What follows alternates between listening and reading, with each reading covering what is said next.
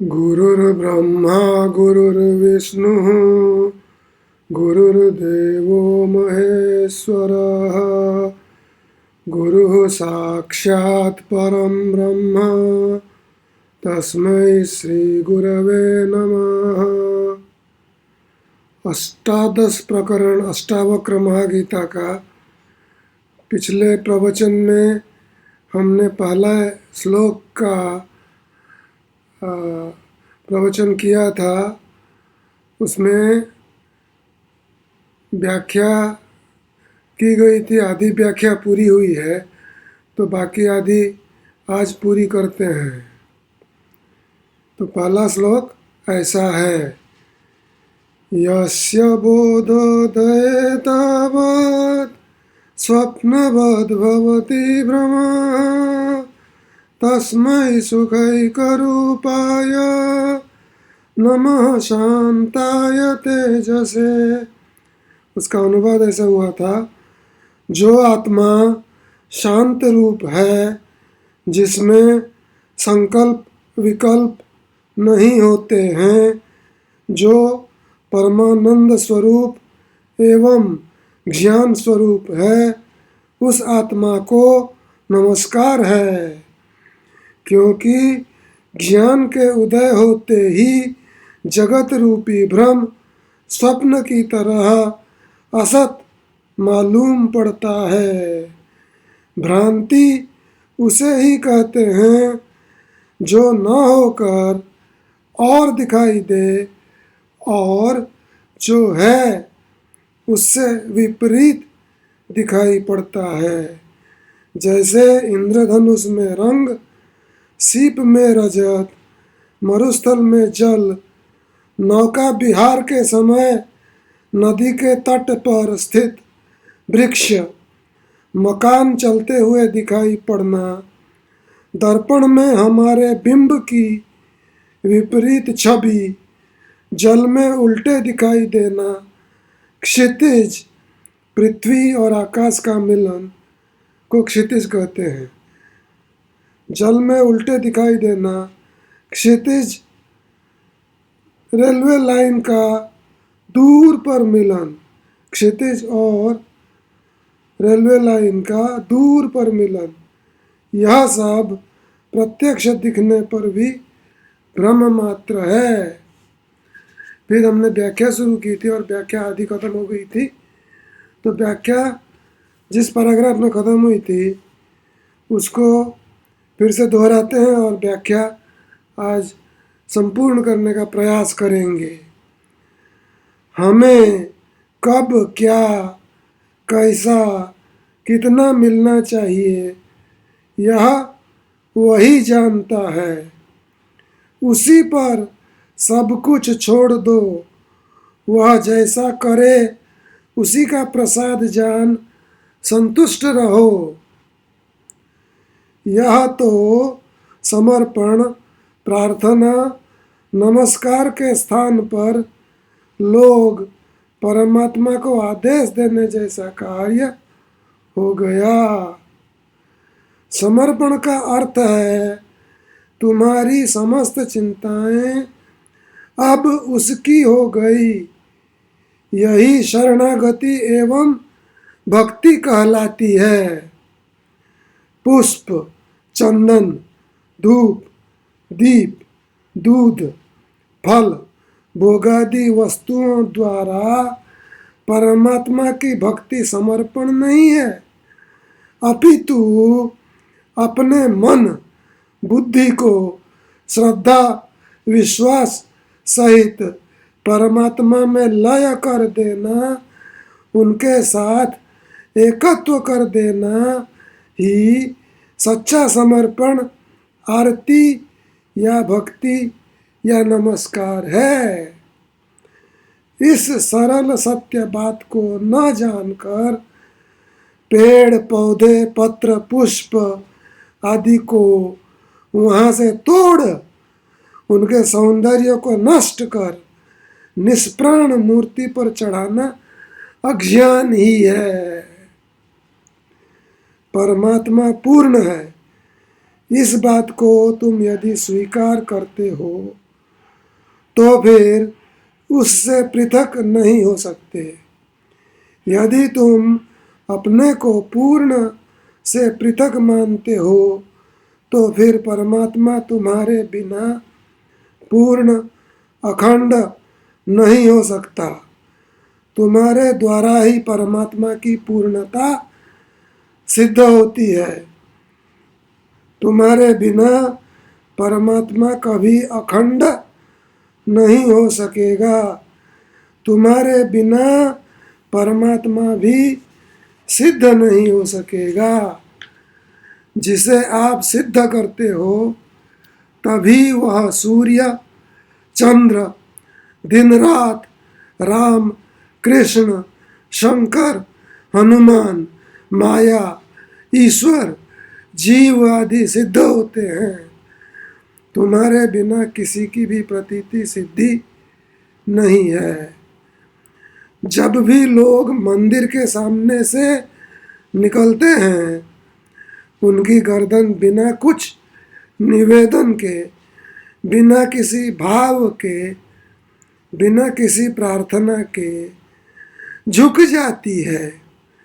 घर में संध्या के समय दीपक प्रगटाओ, रोशनी प्रगटाओ, बल्ब का स्विच खोलो।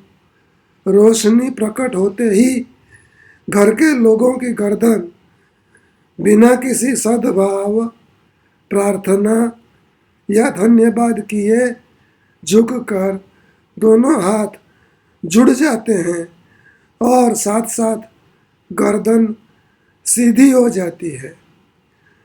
उस समय भी तुम्हारी बातचीत, संसारी लेन देन सब वैसा ही चलता रहता है। यह यंत्रवत नमस्कार कुछ काम का नहीं। जहाँ तुम्हारा प्यार होगा वहीं नमस्कार करोगे। नमस्कार का अर्थ है असीम में नमन। मंदिर, मस्जिद, चर्च, गुरुद्वारे में नमन, ये तो जातीयता में बट गया। हिंदू, मुसलमान, जैन, बौद्ध, सिख, ईसाईयत का नमस्कार परमात्मा का नमस्कार नहीं। यह जो तुम्हारे चारों ओर फैला है विराट परमात्मा, इसमें झुको, इसमें नदी की तरह लीन हो जाओ, जैसे नदी सागर में खो जाती है। नमस्कार का अर्थ होता है बेहिसाब, असीम। तुम नमस्कार भी करते हो तो जाति देखकर, मंदिर वाला चर्च के आगे, मस्जिद वाला मंदिर के आगे, श्वेतांबर दिगंबर मंदिर के आगे नमस्कार नहीं करेंगे। जैसे भगवान को भी भक्तों ने अपने जाति में, स्थानों में बांट लिया है।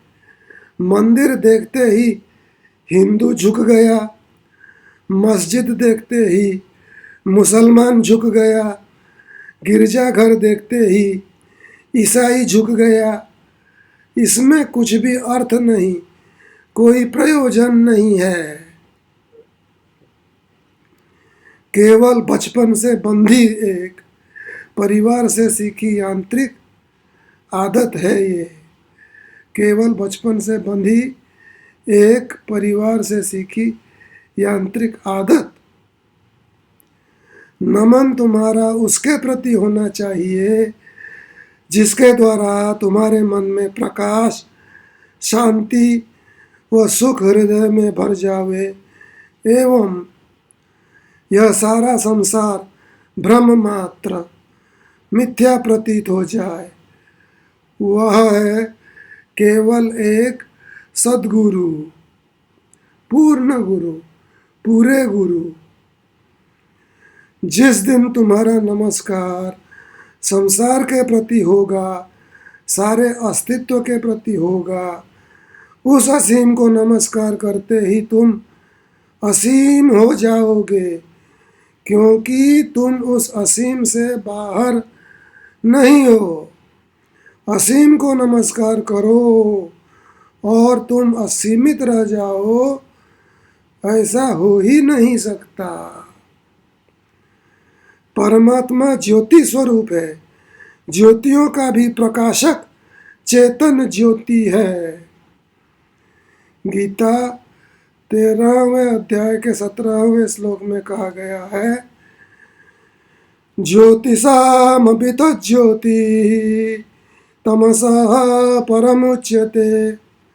रामायण में कहा है, परम प्रकाश रूप दिन राति और सब कर परम प्रकाशक जोई, सब कर परम प्रकाशक जोई।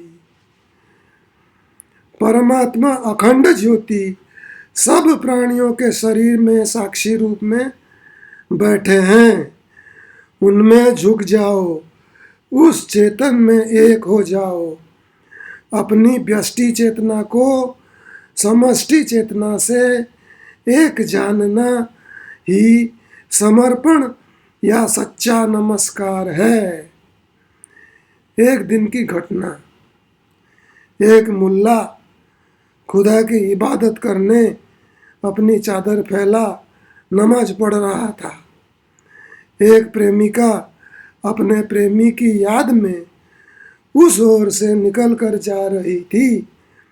भूल से उस मुल्ला की चादर पर पैर रखा गया तो मुल्ला ने क्रोधित हो जोर से आवाज दी उस महिला को, कुछ अपशब्द भी कहे कि अरे नालायक, हरामजादी, तू क्या अंधी है जो मेरी पवित्र चादर पर पैर रख निकल गई।